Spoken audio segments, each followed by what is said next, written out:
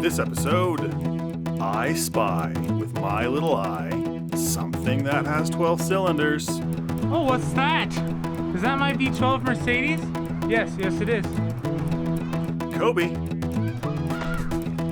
Thank you. Boom! That's teamwork. Dang it, Bobby. Don't say hi to Hank. He sounds like me when I sleep. We film our most dangerous scene yet. I just hit the ground. I think I might be over the weight limit of this trampoline.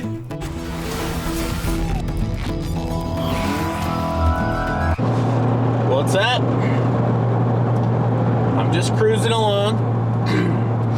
I don't know if you remember the episode where we went and saw our friends at Modern Livery, but that is a thing that we did. And if you remember, Jamie had an incredibly clean, incredibly beautiful E30 M3. And guess what? It looked exactly like this one because it is this one. And I decided I needed to drive it.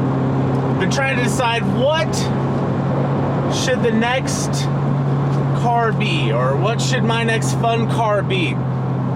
Even a $500 Ferrari car. What should the next car be? So I was asking him, because he's one of my ask what kind of car I should get friends. And he's like, jokingly said, why don't you get an E30 M3? And I thought, you know what? I would love to, but that's not really an option, is it? And turns out it is. Maybe. Depends.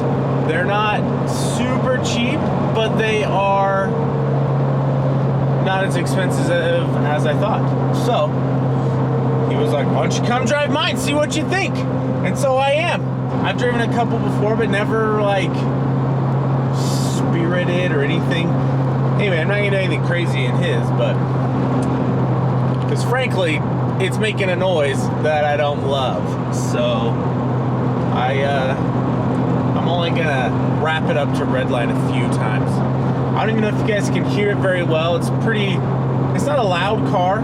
I think it's all stock, but this thing is so clean, so clean. When we get to I think we're going to Wasatch Motor Works.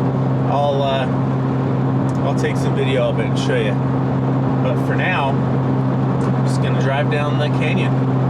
And since we're driving, why don't I tell you about what we did this weekend?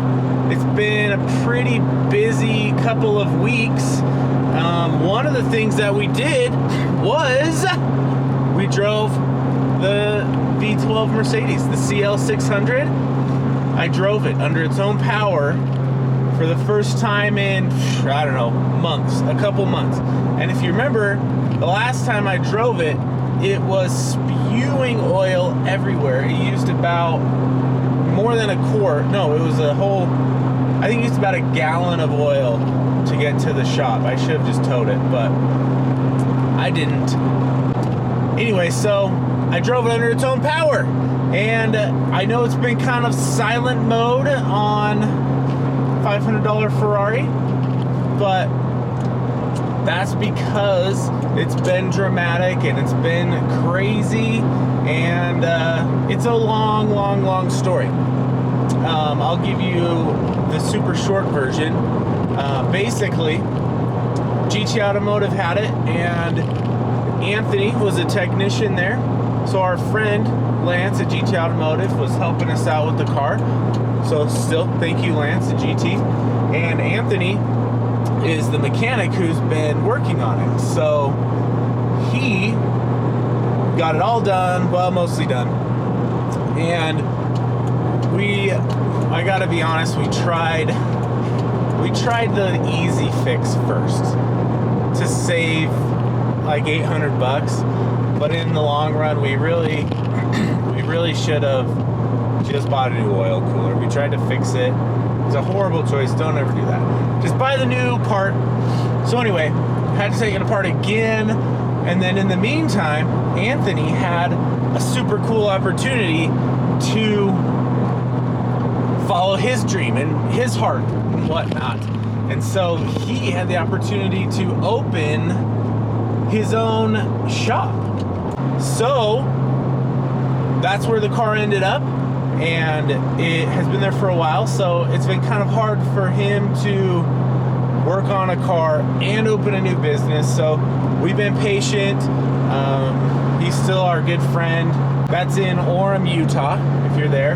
And that's one of the things we did this weekend was go to Grease Geek Garage and go to their grand opening.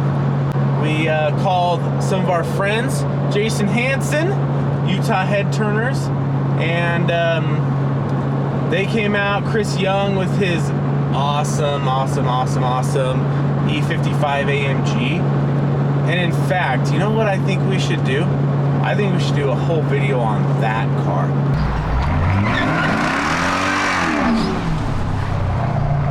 That's why we're friends. He knows my heart. He knows what I wanted. Oh, I love that car. You'll see it right here. It's the one with the green plastic. It's got a supercharged V8. It's really cool. I like it a lot. So anyway, we went there, went to the grand opening. I brought my ML55 AMG Renntech. My ears keep popping. So that was awesome. Had both Mercedes there, which was so cool. And yeah, it was fun. Tons of people showed up. We did a bunch of raffle prizes, and it was really fun. We had a great day. I talked on the microphone, which to me was hilarious. Oh, are you in a hurry? 542680! No! No?